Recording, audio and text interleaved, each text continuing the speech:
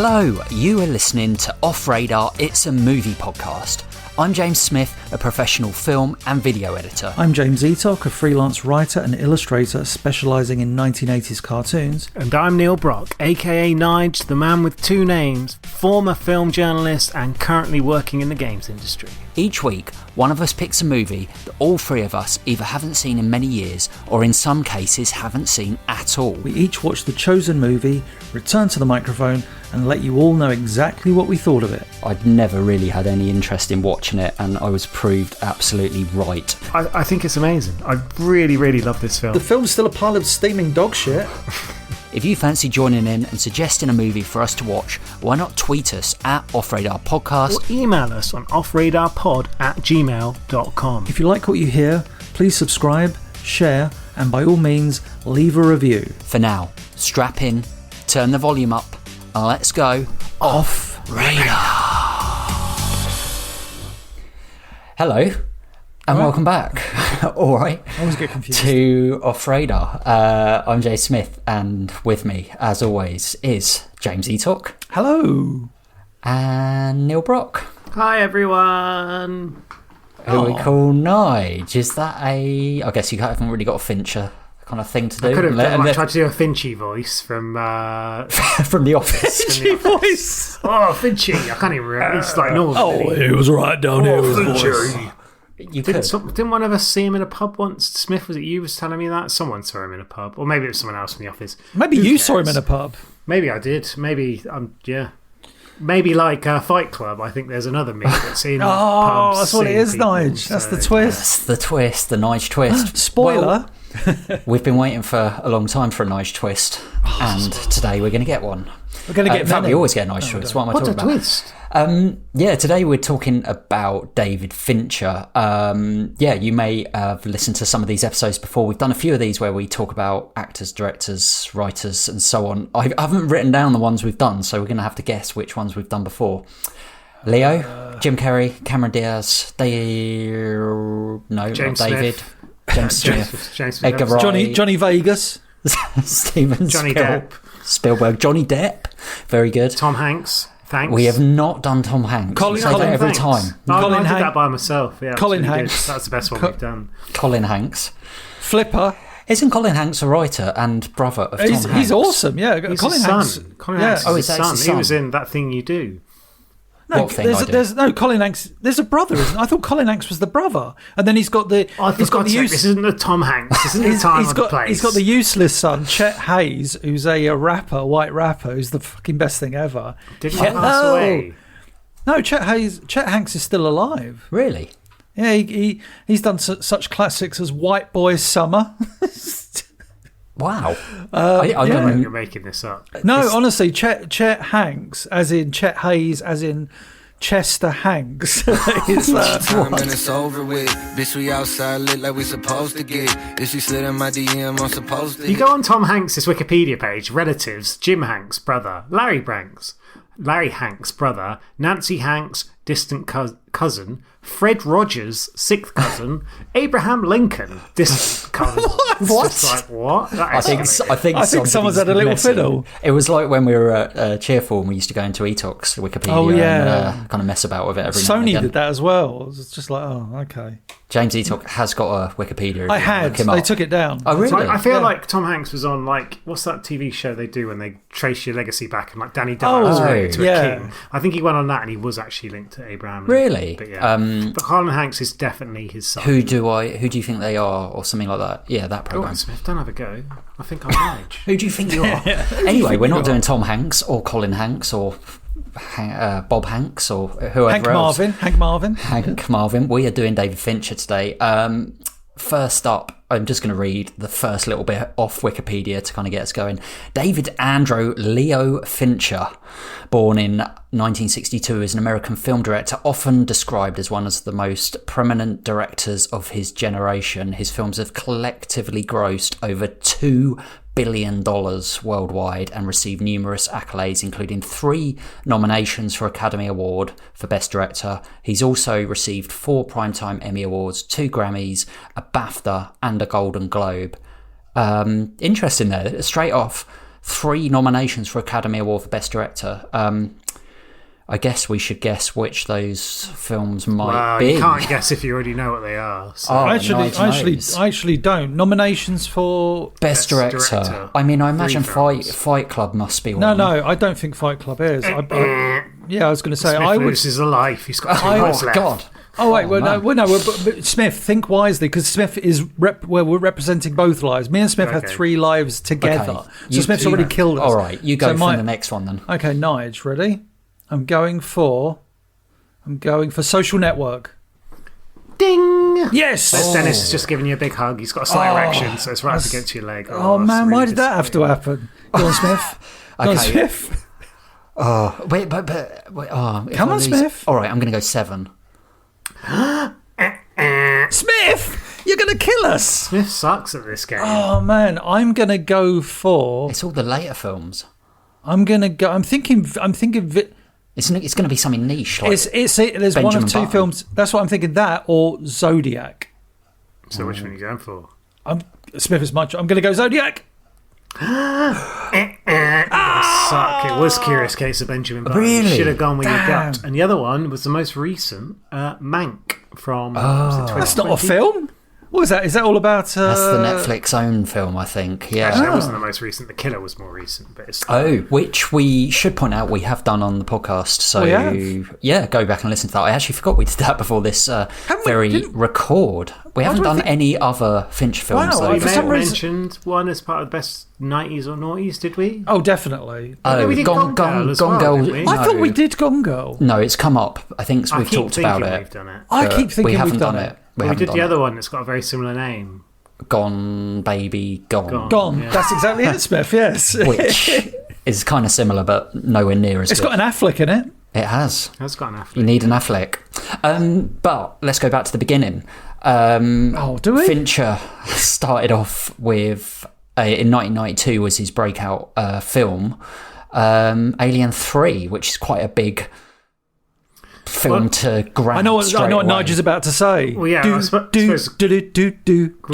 the question is, how does a random director suddenly start directing films? Where did he come from? Well, I'll tell you where he came from. He came from music videos, of which he did many big names, including Madonna's Vogue, Express Yourself as Did well. he do that? He did Vogue, man. As a link to one of our recently recorded podcasts, he did She's Like the Wind by Patrick Swayze from Dirty Dancing soundtrack. She's like the wind. Exactly. He did that one that was always on the box music television you control. Rolling Stones, they're giants walking through. Your love is whatever it is. It was they're giants walking through New York. It's all black and white. That was David Fincher. I didn't clock that. So maybe I don't have a comprehensive list, but I'll just say a couple of the others quickly.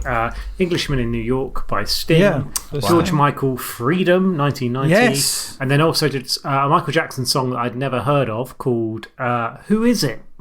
I've not heard of that. Then there was other ones with Billy Idol, Paula Abdul, Iggy Pop, Nina Cherry, Aerosmith, Roy Orbison, Steve Winwood, and Foreigner. So quite a back catalogue. So hence why he was hired to direct Alien 3, despite the fact there wasn't really a script, there wasn't really any idea what was going on, and it was There was no script before he got appointed not as a completed director. script. It was a mess of a movie. Yeah, it kind of was all over the place in terms of what they were doing. At first, it was. I've read quite a lot about Alien 3 because I just find it really, really interesting anyway, how they took aliens. You had Michael Biehn, you had the playing sort of Hicks, you had Sigourney Weaver, and they went so far away from what they kind of had built up. And it was such a letdown for a lot of people. And there was actually a massive falling out with Michael Biehn because they wanted to show like his dead body likeness at the start of Alien 3. And they're pretty much already sort of done all the... I guess the prosthetics, they had filmed it, and he was like, no, you're not killing off that character. That character means loads to me. You're not doing it in that way. It's disgusting kind of thing. And the same with Newt. There was a really brutal scene filmed for that. But yeah, essentially, he got brought in when it was like all about I think it was like a wooden cathedral kind of on a planet, and they were all monks, and then it turned into prisoners, and it kept basically every day it seemed to be a different rewrite. There's about 4 different versions of the film after it was done, loads of studio trying to take control, and it's probably one of the, I wouldn't say inauspicious start, but it was a very difficult start for someone who's gone on to have such a memorable career. Yeah. And I'd say, looking back on it, I think it's seen a bit more fondly than it was on release, similar to kind of like Predator 2, that when it first came out, it was like, oh, it's a bit... Good point. And now a lot of people say, wow, it's actually a really good film. Yeah. I went back and watched Alien 3 like last week because I hadn't seen it in like 20-something years. And likewise. Obviously, I don't know, Alien and Aliens I've seen a number of times, but the others less so. And obviously with this coming up. But I found it really interesting that obviously...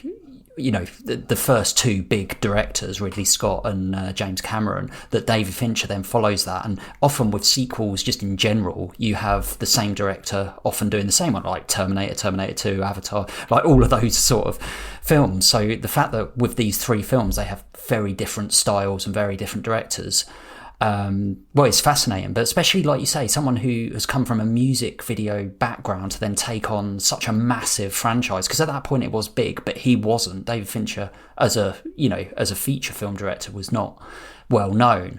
I guess Cameron he'd probably only done like The Abyss, and he hadn't done loads actually at that point before Aliens, thinking about it. So maybe, and even I can't even think what Ridley Scott had done before the Aliens. So maybe... I feel like you said David Cameron for a second there. Did I? No, he said James. Did say James Cameron. Yeah. He did say James. I hope he did. Yeah, that's a cross between Fincher and yeah. Oh God, I was going to say, David Cameron. But he had done. He'd also done. No, you're right. Yeah, it was the Terminator straight into Aliens. So. Damn. The Abyss was actually afterwards, 3 years. Oh, later, it was after. So. Yeah. Oh, I wonder what summer of the 80s The Abyss was released in. Summer of 89, Canada. Oh, was it? Was that one of the films you saw in Canada? Yeah, that's one of the films I saw. Of course it was. Of course it Harris was. is still fuming about that film. Is he really? What? Oh, basically, all the cast hated it because they were doing it all in a big tank. He almost drowned a couple of times. Oh, wow, I didn't know this. Yeah, like everyone had big fallings out. And the studio didn't even want Ed Harris at all. Sorry, I've read a lot of random stuff about film. They wanted Keith Harris. And they wanted Keith Harris. Orville just fly away. I ain't getting in no tank. They're like, come on, Orville. We'll get Cuddles the monkey. This is completely... I've lost it. No, you really have. So yeah, Alien 3. What were you guys, I guess in general, fans of the film before we move on to 7? No. I've not seen it since the 90s. Oh, I remember watching like TVAM and like interviewing people on it and I remember being really excited for it because I remember me and my brother, we had a copy of Aliens that we recorded like at Christmas off ITV. We'd watch it over and over again until like the tape practically wore out. So when it came out, really excited, got it on VHS, watched it and was a bit like, huh.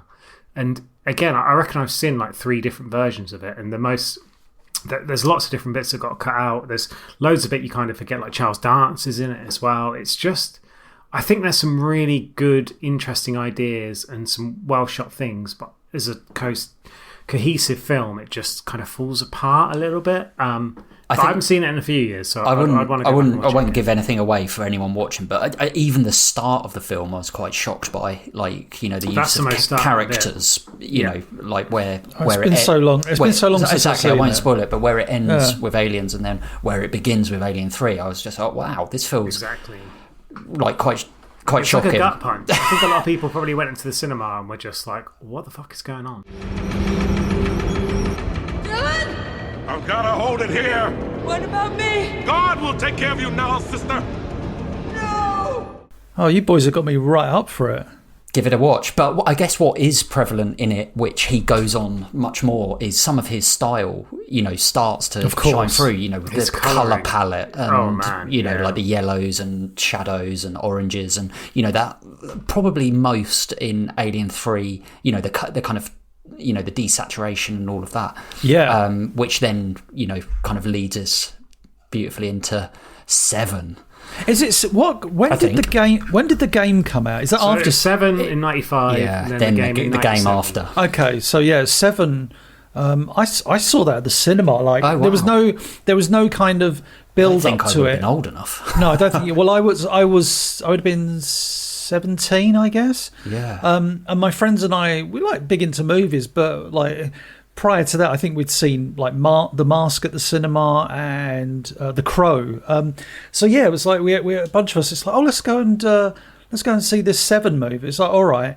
And we sat down, and it was just like, you kind of, you're a teenager, you're there with a bunch of girls. It's like, oh, you're trying to impress. And it's just, we all got sucked into this awesome movie. and yeah, the bloody, the style of that movie is fantastic, as is the story, obviously. But I just remember like that. The end, what's in the box, was just the cinema. Like, to see that, I'm so happy that I got to see that before it became like almost like a punchline. It was amazing to see that in the cinema and be like, oh my god! Yeah, it was if you're going cold to it, it's a hell of an experience. What's in the box? What's in the fucking box? Give me the gun. That the amount of tension that Fincher builds up, and the script obviously goes a long way into that. Just where it's this setting, it feels like it's out in the middle of nowhere. There's these giant electric pylons, this long straight road, and and throughout the whole movie. We certainly talked about this during the 90s one. I swear. Oh yeah, no, absolutely, because it would have been on one of our lists. Because I remember the discussion around the fact Kevin Spacey wasn't even sort of almost listed on the cast, didn't do any of the promotional material. Well, he's right at the end, like the first end credit, which they run in reverse, don't they? They run from the bottom, top of the screen to the bottom, and it says, that's right. and Kevin Spacey as John Doe or something, and the credits roll that way. But I remember like we saw Seven, and then after that, my friends and I were like big into names at that point. Like Tarantino was a name we knew as a director. Scorsese, not so much for me, but for one of my friends, he loved Scorsese movies. He liked Goodfellas and Casino. I'd later grow to that appreciation, but Fincher was one of those where we were like, oh, this guy knows what he's doing. And like, it was so stylized, but like there was so much to it.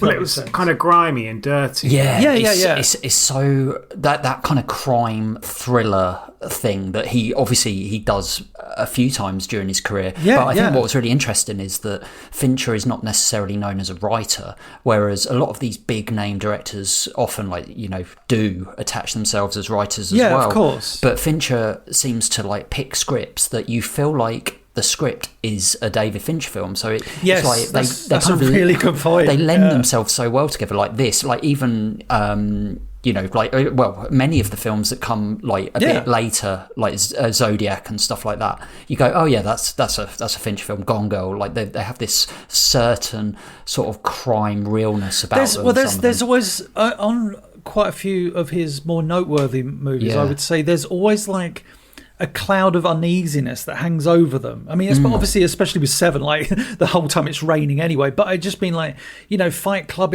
You're not sure what the story is being told. You always feel like you're. I know it sounds weird to describe a movie.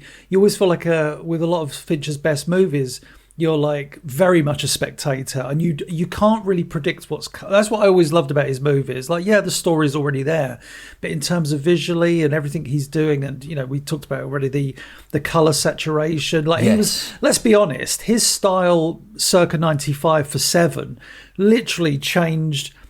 It would the copycats were unreal. And I remember the movie posters that were just almost posters. I think, it was so common for a good chunk of time. Adverts, like you can look at. I remember Blockbuster, just going into Blockbuster, and it just seemed to be like Seven was everywhere in terms of not the film itself, as in copycats. I feel like Morgan Freeman was in about 10 films that were basically like Seven. Along Came a Spy. Yeah, exactly. Things like that. They were very, very similar. And we know like Brad Pitt has been very diverse in his career, but again, he's someone who obviously worked with Fincher on at least a couple of occasions. I would say someone who's got.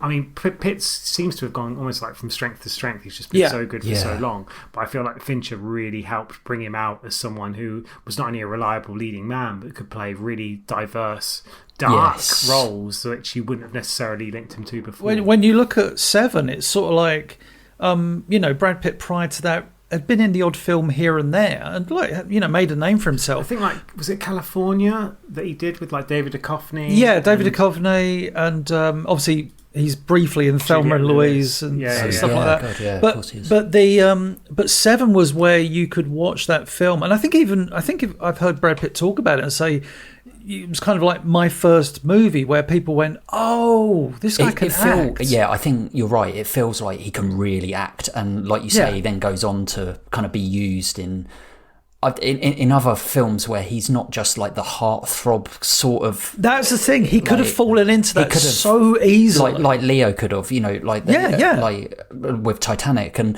I think there is kind of a bit of a comparison with these two, just because they're very good looking, like male leads, but actually very good, both like incredible actors. One of the things that you were talking about, his techniques. The one thing that's really interesting as well with Fincher is he often has like a lot of big wides, and it's often locked off. It's he doesn't go close that much, and I can't think of many films where there's handheld shots. Whereas nearly every other director does like a film where it's like Saving Private Ryan or whatever. But he has stuck to this kind of technique of like almost. Like using that throughout his whole thing, and it is a bit of a calling card, but he is the master of that, and you can recognize it in Guy invented, like he invented a not invented, but he honed a style where you could literally, and I found that to be the case, where you would be flicking channels, catch a shot, and be like, Fincher movie. You could literally do that. Because he's kind of like an auteur, isn't he? Yeah, absolutely. I think he is. Yeah, I mean, The Game. I remember watching The Game like when my dad showed me. You've never seen it, have you? Never seen it. Man. Man, it's such almost like an undiscovered gem. I guess. I think it is a bit, isn't it? Because it's so. I don't know. It does feel quite of its time, but I feel like it's such a brilliant like. It's just a brilliant Fincher story. I've only ever heard good things about it. It's kind of at his like peak Michael Douglas thriller stage. Yeah, exactly. It reminds me of like around that time there's films like Payback with old Mel Gibson and films like that were just like kind of middle of the road. Yeah. Just like there's a little bit of violence, a little bit of thriller. Again, sort of almost piggybacking off the back of Seven. And I feel like The Game was probably designed as kind of like a studio kind of. Let's just try and do something that Michael Douglas will get people to see it, and it had so much depth to it, and it was almost like peeling an onion kind of thing. There was a lot of layers that you didn't necessarily expect, but it's kind of, I wouldn't go as far as to call it a guilty pleasure. I'd say that's maybe more like Panic Room in a few years' time, which is like a very studio driven movie, but it kind of showed that he was willing to take on projects that were sort of away from kind of like just standard let's churn it out, and produce things that were really unexpected. And again, like you look at his career, and I know IMDb ratings we've kind of discussed a lot in the past, there's very few that fall under 7 as a score. Ironically, as a man who directed 7. But yeah, and I think The Game is. Well, yeah, Etok, go and watch it. I'll have to. I think it'd be interesting to see if you like it, because there is. Yeah. Part of me that thinks, it does feel quite of its time, quite 90s, but it's. I bet it does. Yeah, I haven't seen it in years. Yeah, but I still from seeing that a number of times over the years, it's kind of one of those films I could actually quite happily watch once a year. It's very enjoyable. Okay. After the announcement of stronger than expected earnings by several high-tech companies, but dipped again, reacting to reports that Nicholas Van Orton had sneezed. Are you going to spend the rest of the evening prying at that clown's mouth? So thus far, I've got Alien 3 and The Game. Basically, you need to watch all his films. Have you ever heard of a film called Fight Club? I may have heard of that. It's. Did you see this at the cinema then, Etok? I did, but there's a funny. I don't know if it's a. Actually, no. I'll give an anecdote or two. So. Firstly, I really wanted to see this film. I'd see, and do you know why? Based on one thing, the advertising campaign. Now, the advertising campaign, it could be argued, was really poor for this movie, because the movie poster is like that bar of soap with Fight Club written on it, and it was the movie, because I literally saw this movie about 3 months after joining the civil service, where I was working at the films department for the UK civil service. So I was at the Department for Culture, Media and Sport, working in their films branch. So we go, I think I've talked about it on the pod before, I used to get all the budgets for movies and stuff, but we also used to get all the Variety, Hollywood Reporter, all the stuff. So you'd get the big magazines that you'd open with like, this movie made, 20 million or something at the box office, but also you see all the movies coming out, and Fight Club's poster was just like Brad Pitt and Ed Norton. I was like, I didn't really know Ed Norton, but I was like, oh, Brad Pitt, he's awesome in Seven. Saw it was David Fincher, had that font, it was a really cool font, Fight Club, and it was just a photo of Brad Pitt beaten up and a photo of Ed Norton beaten up, and I was like, man, I don't know why. I just want to see this movie, and I was just really into it. So it opens at the Odeon in Leicester Square, like the big Odeon, and I go to it. And this is the late 90s when usually cinemas were rammed for the most random of films. Yeah, I went in. There was probably about 10 people. It was so empty. I was like, wow. So anyway, in the film, Ed Norton gets all beaten up and he's wearing a shirt and tie and everything. And so his literal image throughout the film is like a plaster over his eye. He's all beaten up, blood on his shirt. Following day, I go into work and I decide, I think I'm going to do a bit of Christmas shopping before I go into work. That's the morning I get mugged and I get bottled and all blood. God. So I end up like the following day, like, I see Fight Club the night before, Ed Norton, shirt, tie, bloodied, and then the following day there's me, James Eatock, shirt, tie, bloodied. And was there a mugger? Or no, that's the thing. I hit myself with a bottle. But no, I mean, I went into that movie. None of my friends wanted to see it, which was weird. They were like, it just looks weird. And I was like, for some reason, when I'd seen the trailer as well, I was just like, it's so hard to explain this one thing about his filmmaking that at the time was so rare. But now it's so commonplace. There's one scene where it's Ed Norton, and it's one of these bits where he's doing his narration, and he's walking around the apartment, and he's walking in between like the IKEA price tags and descriptions. It's really well done. But at the time, that was groundbreaking. I was like, how did they do that? Some of those Fincher things that they did in that. There's one shot of the bin, like the camera just goes into a bin, all completely 3D generated. Like one of the things I did, obviously, Amazon, 1999, ordered the 2-disc box set, which I've still got to this day. And I watched that behind the scenes stuff so much because I was just so in love with him as a director and the techniques he used. Well, it's interesting kind of looking back on it now because it's obviously seen as this like almost a film of a generation, this huge like cult film. At the time when it was released, it actually underperformed at the box office massively, and people just, like you said, maybe it was down to the market and people just didn't necessarily get it. And it was only after it sort of came out on VHS and DVD afterwards that it kind of had this huge cult following and kind of made so much more of a big impact. And it was interesting, like Fincher was saying, how it opened the Venice Film Festival that year and he was kind of there and the audience just didn't get it at all. Like, it wasn't quite booze, but he said the only person that got it in the audience was Helena Bonham Carter's mum, who was there, who was like laughing away at all the right bits and kind of just got it. And he was like, she was brilliant, everything like that.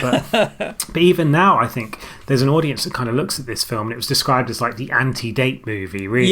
Just like, it's that it kind of makes you feel dirty. It kind of makes you feel a bit disgusting. It makes you it's thinking about things that you wouldn't necessarily there's one shot in that movie that I never removed from my mind, which is the condoms in a dirty toilet bowl. I was just like, it's such a grim shot, but it's part of that the aesthetic of that movie where you've got this chiseled god Brad Pitt living in this house with Ed Norton and Helena Bonham Carter, this weird 3-way relationship we're led to believe. And it's like this dirty environment. It's almost like he took the style from Seven visually and made it dirtier somehow, if that's possible. Yeah, definitely. It felt more. It's a visually dirtier movie. Guy Ritchie-ish, sort of dirty in that sense, more grimy, and I know exactly what you mean. But also, this is around the time when twists became like really popular in cinema. Well, obviously, M. Night Shyamalan. The Sixth Sense was obviously the same year. Probably was it 99? I think it might have been. I want to say The Sixth Sense was 2000. 2000? Okay. That was 99. Oh wow! So and then Fight Club. Same year. I was thinking of Unbreakable. Sorry, my bad. Okay. Yeah. Unbreakable was the one after, wasn't it? All of them had twists. Let's be honest. But Fight Club has. If you've not seen it, we won't give away the twist, but probably one of the biggest twists in cinema history. And I didn't see it coming. I didn't see it coming. And even when you watch it back, like you get more from it. We've talked about that before, but like even with the Sixth Sense, you kind of get more from it. If you have, you get to see it from a different perspective. You pick up on all the bits that kind of were leading towards it that maybe you didn't acknowledge the first time. And some of the stuff that kind of was quite infamous from it, like the flash frames of stuff, without going into detail. All of that. Like you're like, oh wow, and some of that is normally pub chat. Someone tells you it and you go, oh really, and then you go home and watch it again and you're like, oh yeah. But Welcome to Fight Club. The first rule of Fight Club is you do not talk about Fight Club. The second rule of Fight Club is you do not talk about Fight Club. It was, and straight off of this, like, in fact, not straight off of this, he doesn't do another feature film until 2002, and Nige already mentioned it, which feels quite different, Panic Room, from... Well, that was the thing, it was more of a studio film, absolutely, and even Fincher kind of came out and said afterwards... he kind of just defines cinema in two ways. There's kind of, he sees movies and he sees films. Films are kind of, well, movies are made for an audience and films made for both the audience but also the filmmakers as well. So he would say, for instance, a Panic Room and The Game he sees as movies, whilst Fight Club's more of a film, where it's kind of more of a sum of its parts, whilst the others are the sum of its parts. There's nothing more to them in that sense. And he said... when he kind of got offered Panic Room, he kind of looked at it and thought, he didn't think it was going to necessarily say set the world on fire. It's more of a footnote movie, more of a guilty pleasure, a thriller, a woman trapped in a house.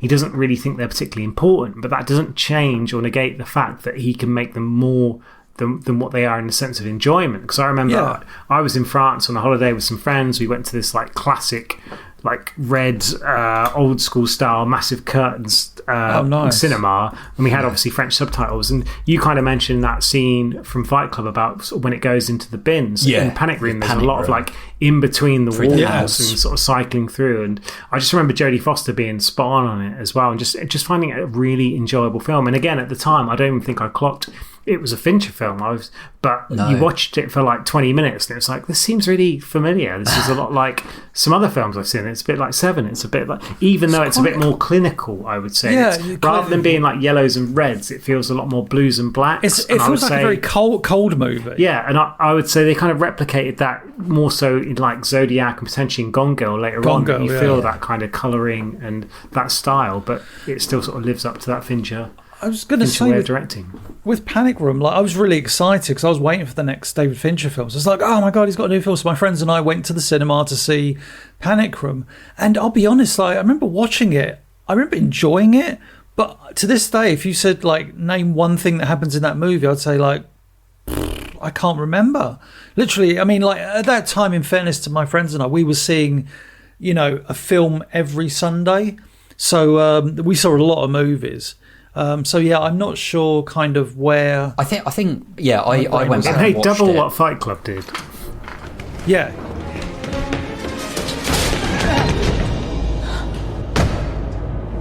What's going on? People in the house.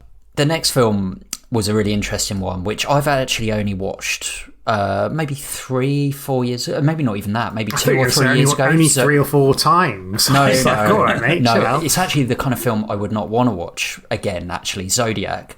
I found this to be one of his, personally, I would say one of his weakest films. Really? Yeah, I felt like, because I mean it's obviously based on like true events, this one, which is, you know, a fascinating insight into the story and that, but I felt like because of that it kind of relied on, I don't know, it like the last half an hour of the film really let it down for me, and I think maybe that's because he's obviously staying true to obviously the true story, and I feel like he doesn't have as much, or he not even him, the writer, has as much license with this, and I found it too slow, and I felt like it was a bit more kind of indulgent than some of his other films. So I didn't get on with it. I think the best thing this movie did, or the thing I remember most about this movie, is how it captured that time in America so perfectly. It did such a good job of setting the scene. You know, Downey Jr., oh God, what's his name? Mark Ruffalo's in it. Of course, Gyllenhaal. Well, he's the lead cop. He's the lead, right. yeah. And it's I just thought it was a really great movie. Yeah. And like I say, stylistically it just felt right. Like, to me, to some degree, it was a stronger movie than Panic Room. And as much as I love Fight Club, I'd maybe argue that Zodiac was a stronger movie than Fight Club. Like, I think Fight Club is a more iconic movie, but I felt that Zodiac told it was a more structured movie. It felt like it felt like there was something there. But yeah, I really enjoyed Zodiac. I mean, that was, bear in mind, again, saw that at the cinema. Trend. Have you seen every Fincher film at the cinema? Well, obviously not Alien 3 in the game, but most of them. It was quite when Prince Charles for the show. Yeah. But I really enjoyed the Zodiac. I just thought it, again, like the atmosphere and the setting, it was like Fincher was able to embrace everything from every kind of shot. Everything just felt so of its time. I don't mean like in terms of filmmaking, I mean when it was supposed to be set. Yeah, it was like 60s, 70s, wasn't it? Yeah. Yeah, it was like, I think, if I remember rightly, I think it's the 60s and then it goes into the 70s, maybe. Yes. Well, at the risk of like jumping in early with a bit of Nige's trivia. Nice trivia. When Fincher was growing up, he recalled as a child, he kind of lived sort of California way, so around the area where some of these murders were taking place. And he came home from school one day and noticed that a police car had been following his school bus. And his father just matter-of-factly replied to him and said, "Oh yeah, there's a serial killer who's killed like 4 or 5 people who calls himself the Zodiac. He's threatening to take a high-powered rifle and shoot out the tyres of a school bus and then shoot all the children as they come off the bus." So like having that in your childhood obviously meant he was very connected to it regardless. Obviously you'd be really spooked anyway. But the fact it was such... I remember like, was it Son of Sam as well? It was another film about serial killers. It became a massive part of like those communities, a part of like... the sort of distrust for letting kids go out, women, men, all sorts of people just suddenly became very nervous and very heightened aggression around that period as well. Just people being very distrusting of strangers, essentially. So I imagine that was a big part of why he wanted to make this film and why it resonated so much with him. I just found... So on the 28th of October 2020, I sent you both a message about what I thought of Zodiac. Oh, really? And because I feel like I remember like telling you guys, so this is what I put, and it's harsher than I thought. Rewatched Zodiac a couple of nights ago. I always remember it being okay, and honestly, I was right. It was okay. Nothing compared to Mindhunter, which we'll get to. Robert Downey Jr. is great in it, but overall a bit meh. So that was literally... What did we reply? Nothing. Shut up, Smith. we just ignored it. We're like, Smith. No. There goes Smith on his eye horse. I'm surprised I didn't reply to that. I'm sure that would have been a... Yeah, I'm surprised you didn't defend it after what you've just said. Well, Smith, I would disagree with that. I think I'm similar in a sense. Well, not necessarily that similar. I watched it once years ago, and I remember little bits about it, but I haven't gone back to watch it. I think that was one of the first things you said, Smith, and I'm not chomping at the bit to do so. And before we did this podcast, I was like, okay, what David Fincher films from the list do I want to watch just to kind of get back up to speed? And there's a lot I could have picked from, but it was that balance of like, it's the sort of film where you really have to pay attention to it, and it was kind of film I almost had to have on in the background, which is why I went with not the next film but the film after, The Social Network. Interesting. I thought it's that kind of film you can have on in the background, still get something out of it, but not necessarily have to pay full attention to. I told all this to the other officer. Which other officer? From Vallejo. Do you remember his name? No, but it was right after the murder at the lake. And what did you tell this officer? I told him that I'd gone to Salt Point that weekend to skin dive, that I was alone, but I met a couple there. I have their names at home if you want. That would be great, Arthur. Lee. What? Lee. Nobody calls me Arthur.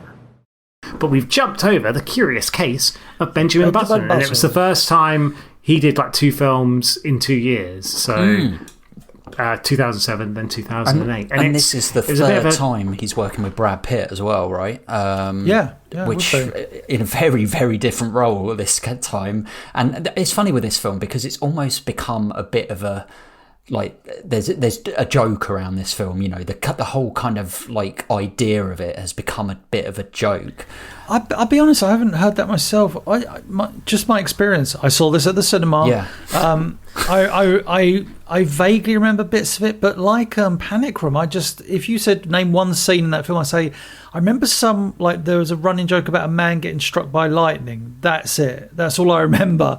But yeah, you're saying like. It's like a joke or something. Well, now? I think How do you mean? I've watched. It's kind of just The Secret Life of Walter Mitty, for instance, does a bit of a like takeoff of the secret of this film, and I feel really? I feel like the idea of someone like basically de-aging, it became like I don't know. The idea is just it's maybe I'm just thinking of the Walter Mitty. For some reason, I keep thinking Mr. Nobody, but he just gets old, doesn't he? Mr. Nobody. He's like it feels like forever old. He gets really old. Yeah. It feels like it was a bit of like a Saturday Night Live sketch. It's the sort of thing that they would have been like, oh, let's. It's kind of like one of those things that you could turn into something like quite memeable, quite funny.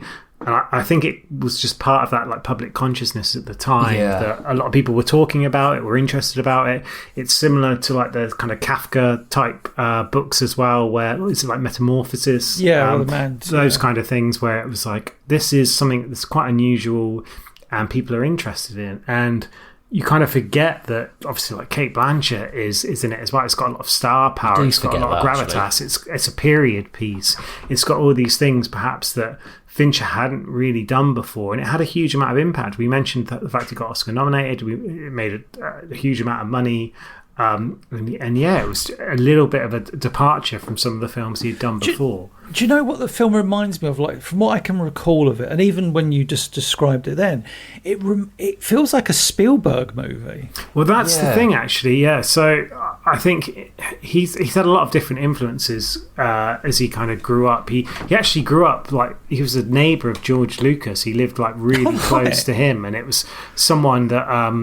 He actually worked on the special effects crew for episode 1. Oh, wow. Episode 6. Episode 6, So Return of the Jedi. Obviously that whole community in Spielberg and everything like that, and again being on the west coast of America. And I think he said that like Jaws was one of the films that like really influenced him when he was growing up. So it wouldn't surprise me if he kind of had this idea of let's do something that's a bit more Spielberg-y, and I don't think that's necessarily a bad thing. The realms of fantasy and stuff. And it's not. And it's one of those films that I'm kind of interested to go and watch again. You know, like it's been some years for me, but yeah. I mean, even in the film, like it is like I do remember it being like really yellowy, kind of the saturation looking like almost like I remember yellow oranges and yellows throughout greens the whole film. as well. Greens. I would say. Yeah. So he goes back to that.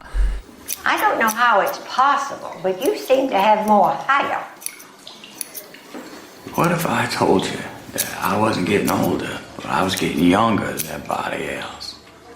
Well, I feel sorry for you. You have to see everybody you love die before you do. But The Social Network is a film that obviously it'd be really interesting. Well, you said you watched it again, Nige, but I'd be really interested to watch this again now, knowing that we've kind of come from a world of social media and stuff, and just seeing that. But the great thing about this is basically a biopic, so it is very different because it's obviously about what's his name, who set up Meta and Facebook. What is his name? Zuckerberg. God, yeah, I forgot Mark his name. Zuckerberg. Yeah, it was amazing how this was a biopic, and we were saying how great Jesse Eisenberger, is that someone else? Is in this, and then how he's kind of like taken on a slightly different kind of premise in the fact that he's following an actual person. And at the time, it came out in 2010, so Facebook was like 3-4 years old. I mean, in terms of the public conscious. Well, that's the thing. Yeah, I was surprised when I watched it, like how old it looked. Obviously, it was the initial when it was rolled out across the universities, being sort of worldwide.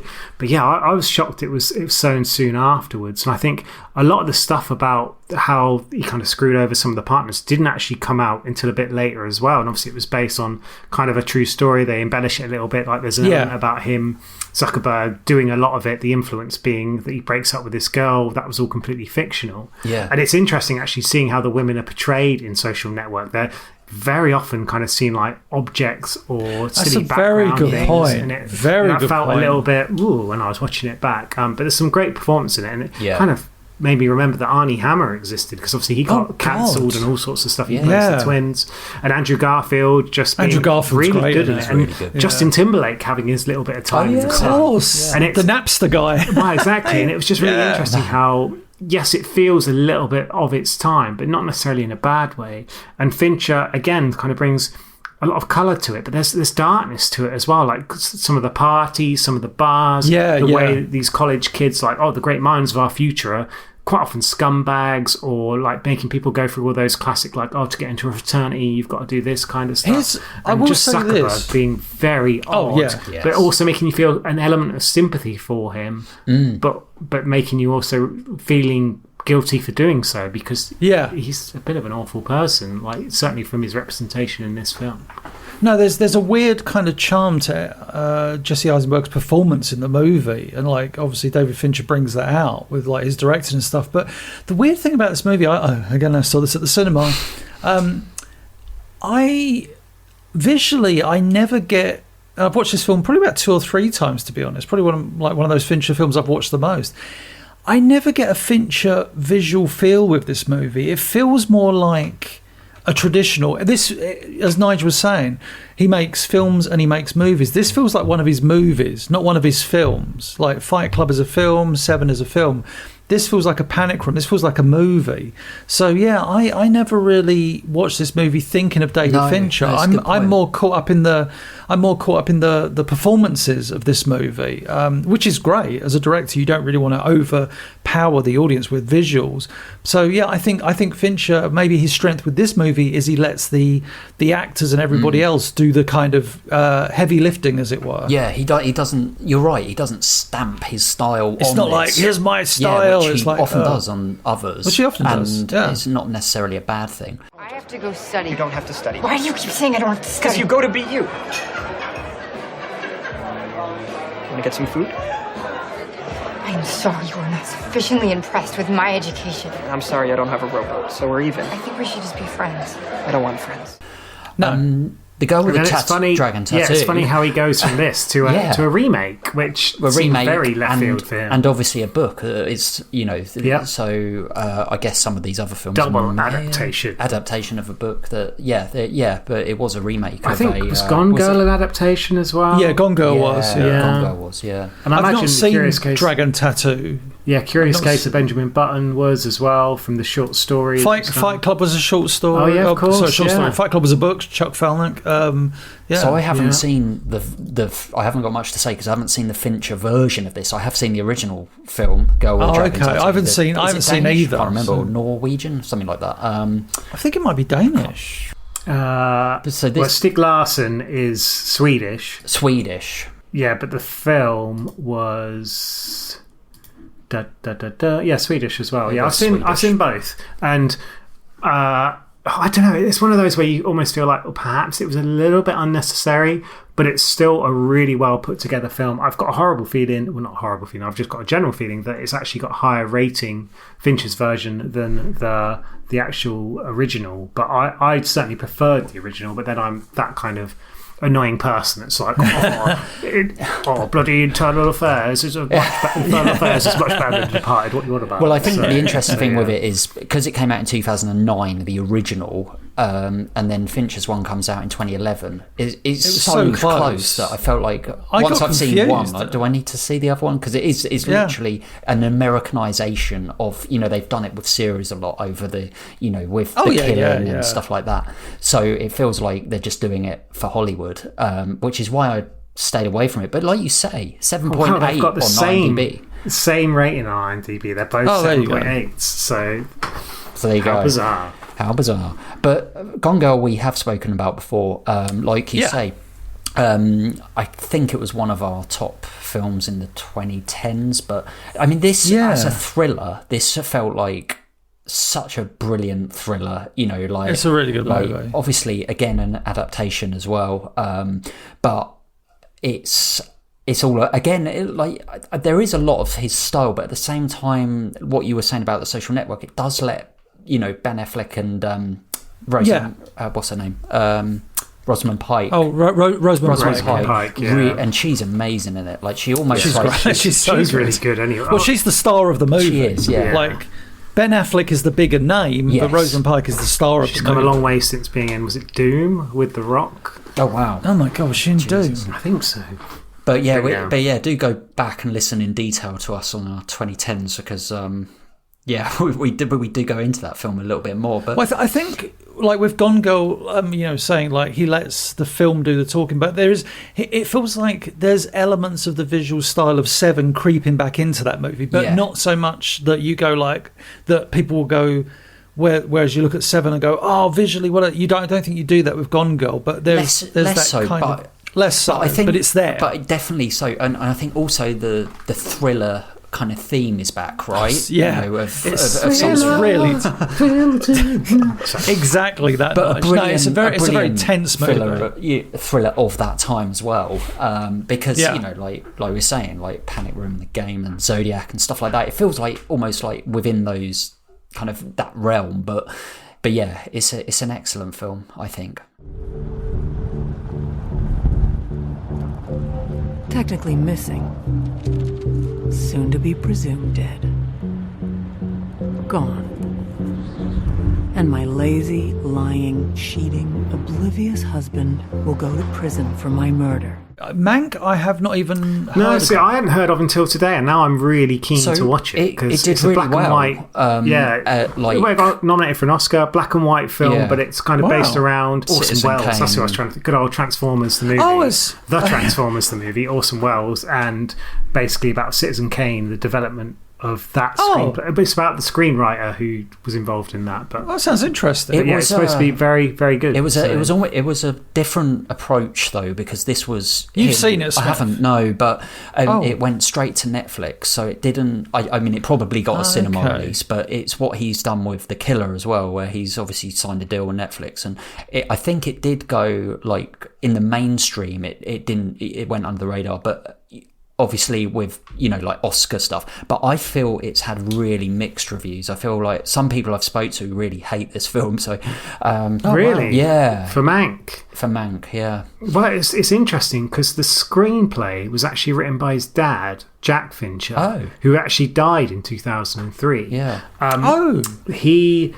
It's kind of sweet that he made that. Well, yeah, it's kind of strange because the film got shopped around and never actually got made. He once wrote a Howard Hughes biopic, but it was eventually like merged into what became The Aviator later on. He wrote The Brain, Mystery of Matter and Mind, but yeah, it was one of those where it just wasn't produced until David Fincher started to do it himself. So yeah, it's kind of an unusual one in that sense, but yeah, maybe an interesting one for us to go away and watch at some point. Considering none of us seen it, maybe one of the only ones we've not all seen. And he has got one. Obviously, The Killer's the next one, which we discuss in a lot more detail. Yes. In a previous pod, so kind of no spoilers on that one. Go back and watch that for yourself. But he has actually got another film that's kind of in production because he signed that big Netflix deal, didn't he? Where he was just doing a lot of films for Netflix, and I think even he said words along the lines of, "I'm now making content for Netflix." Well, yeah. So Mank, The Killer, and The Adventures of Cliff Booth, which is his latest one, are all Netflix. Yeah, written films. by Tarantino. So it's the sequel to Once Upon a Time in America. Really? No, Once Upon a Time not Once Upon a Time in Hollywood, I should say. Yeah, that's what. Really? It's the sequel. Yeah, Tarantino's written it, but Tarantino didn't want a sequel to be his last film, so he looked for someone else to direct it, and lo and behold, it's David Fincher. Oh wow! And so, considering how much I Brad love Pitt Once is back. Brad Pitt. So I don't think Leo's in it though. So Scott Caan's in it, but not Leo. That's mad. So, wow. Oh wow! I'm very much looking forward to that movie. It takes place 8 years after Once Upon a Time in Hollywood. So look forward to that one. I'm really excited for that. I knew nothing about that. I loved Once Upon a Time in Hollywood. I think you've definitely spoken about your love for it, but I don't know where. Probably in one of our top 10s. Do you fancy sending us a film to review, or letting us know your thoughts on a film that we have discussed? All of your comments will be read out in our end of season leaderboard episode. Email us on offradarpod@gmail.com. Tweet us at offradarpodcast. Message us on Facebook. All links and info in the description down below. Do it! Do it! I was thinking prior to this recording, I suddenly thought, oh, what a interesting comparison. And you may roll your eyes because you're like, oh, really? But I would say someone who watched his movies and wanted to be him so badly is a modern director known as Zack Snyder. And I think the big difference when you compare them both is that Zack Snyder doesn't know how to rein it in. Yeah. So Zack Snyder becomes style over substance. A 20-minute And I was slow-mo sequence or something. Yeah. Whereas Fincher, a majority of the time, or I would say in all of his movies, is style and in the movies that have a lot of style, they have the same amount of substance where you can go like, oh man, what a rewarding story, characters, and whereas a lot of Snyder's stuff is like great visuals. Wow, look at that. What was that character's motivation again? That was me doing a bit of Mickey Goldmill. Nice. Motivation. But yeah, I was thinking about that. I just thought that's an example of what a great director Fincher is, because he could heavily lean into like, look at my style.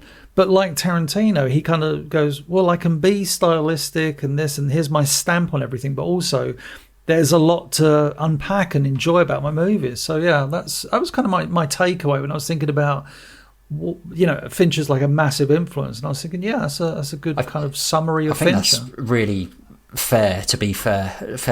But one thing I was going to say is it's you. I think you said about his influences, and I was just reading that Stanley Kubrick was obviously quite a big influence as well, and that Fincher is like well known for doing hundreds of takes. Yeah, millions of takes. So I think in Zodiac there was like 80 takes or something. Infamously, and Jake Gyllenhaal really did not like appreciate that. And it's interesting because obviously we're not in the room where they're doing that, and it's interesting being an editor that you would think that you need that many takes to master something, because I would think, I don't know, I've never directed a big Hollywood film, but after the after the first one or two, it's like, don't you lose that kind of realness and authenticity? Well, it's funny you say that. I was watching a thing the other day about Catch Me If You Can, and how Christopher Walken, playing Leo's dad in that, gave almost like a different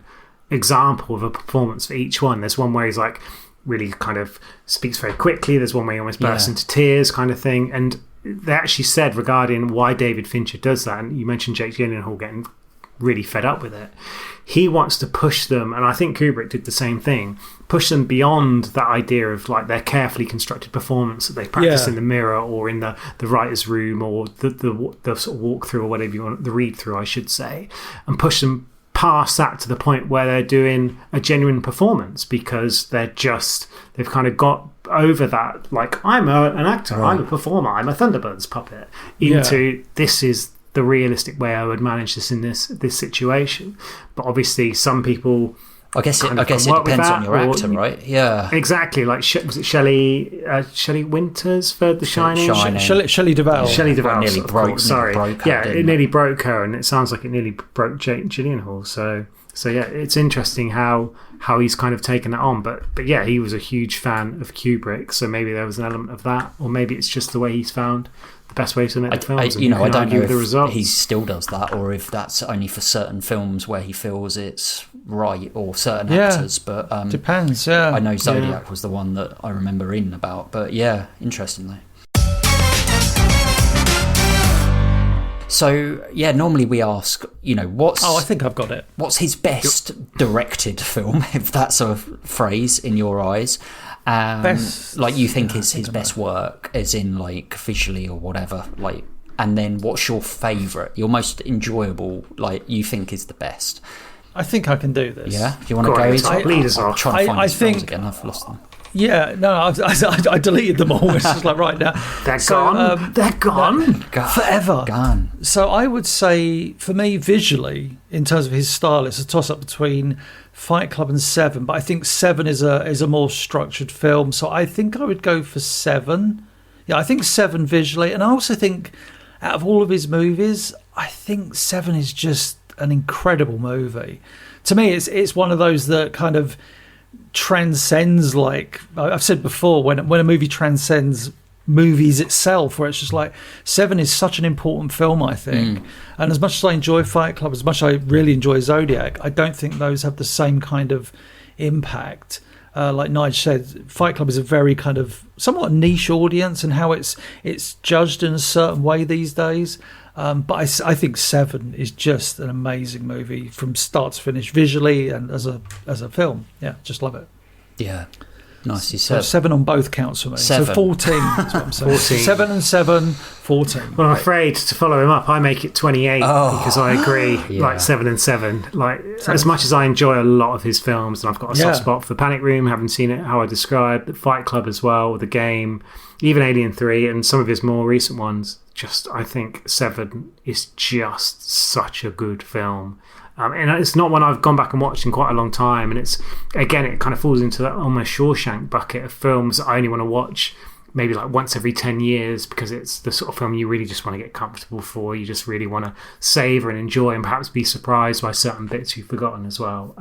Yeah, it really is a great film, both directed and for enjoyment if you're a fan of the 7 Deadly Sins. I think, yeah. It's trying to work out how much. 14. No, I don't want to do the maths. I'll pick something else. As far as visual style goes, I think. Where's he going? I think, you know what, like Fight Club is. And maybe it is partly down to the story as well, like being such a shot, but because it kind of like was groundbreaking in that sense. I feel some of the techniques he uses in that he then uses like further on in his career. But I think I agree with you guys as far as the best film or my favourite film. Like I would also say there are a number of those films that I enjoy. Like I really enjoyed The Game, really enjoyed Fight Club, obviously. Panic Room's good. Like Zodiac, I didn't get on with as much. Benjamin Button was good. Like Social Network's kind of good, fun. Not fun. But anyway, I won't go through them all, but I am. Yes, you already have, don't worry. But 7 is like is probably his best film. One thing I did want to say before we go to Nige's trivia is I mentioned it briefly earlier, but Mindhunter, if you've seen the TV series of that, he directed 7 episodes of that. 7. Yeah. And it's another like a Zodiac sort of true crime. It's very thing. Fincher, but it's brilliant. It's I think they only did 2 series, but it's so good. Like, well, it got cancelled, which is surprising because obviously he's got that deal with Netflix. Yeah. But there was talk about it maybe coming back. Okay. Like he was still very keen to do so. There was talk about maybe having a film to finish it off. I don't know where they are with it now in terms of what the latest is. But I know that the cast were also keen to come back to it. You might have heard me tapping away there because I'm quite tempted to see if I can find out. Apparently it was very expensive to produce and it did not attract enough viewers to justify the continued investment. I mean, I can see why in some ways. It's a bit like Zodiac in that sense. Like it's a tough watch. Slow burn. And it's a slow burn. It's a real slow burn. It absolutely is, yeah. But I've never seen it. I think you'd really like it. He was involved in like House of Cards as well. I think he was the executive producer behind that. Well, he actually directed obviously 2 episodes of that, House of Cards. Yeah, and like obviously Kevin Spacey was someone he's worked with previously. Of course. So yeah, that was a brilliant show until obviously Spacey's outside behaviour brought it crashing down. In the last series, they kind of had to sort of change tack. But I watched it with my partner. We never ended up finishing it because it just kind of went off the rails, unfortunately.